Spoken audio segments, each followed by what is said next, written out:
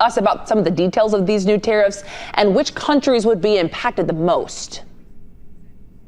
Yeah, so there's a few things going on here. There's a 25% tariff on steel and aluminum, right, which mostly impacts Canada and Mexico. But President Trump also said he plans to match the tax rates of other countries, which does a few different things, right? It could open us up for a trade war, which we're already seeing with China and their retaliatory efforts to raise tariffs on us. It could also bring us closer to inflation, but it also has the power to really level the playing field for international trade and make U.S. factories more competitive, which is what President Trump said he wanted. For example, when he raised the tariffs on steel and aluminum in his last term, it increased American steelmakers' earnings by about $2.4 billion. This is according to Peterson's Institute for International Economics. So this is another one of those stories, guys, that I will continue to track to see how it actually impacts us here on the ground. Ashanti, a federal judge has made a decision on those buyouts for federal employees. What is that decision?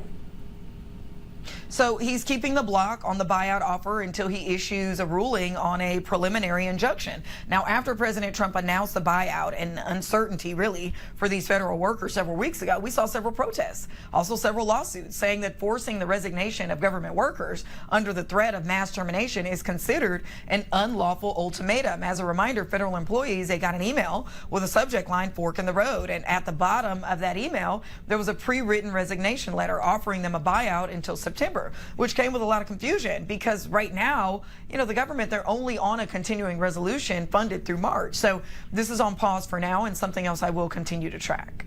The Trump administration continues to kind of undo some of the Biden policies and work that the Biden administration did. One of those, it seems like what was old is new again. I know a lot of people in our military community are going to be interested in this.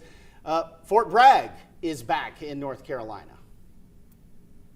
Yeah, so our new Secretary of Defense, that's Pete Hegseth, is spearheading this change. So for a little history here, in 2023, Fort Bragg, which is right outside of North Carolina, Fayetteville, North Carolina, was renamed Fort Liberty because originally it was named after a Confederate general, Braxton Bragg. This Confederate general, Braxton Bragg, was also a slave owner, according to historical archives. So now Pete Hegseth is changing the name back to Fort Bragg, but it's now being named after Roland L. Bragg. He's a World War II fighter who earned a Purple Heart for his courage during the Battle of the Bulge. The Pentagon released this information about 24 hours ago, so we may see some changes here in the first quarter of the year.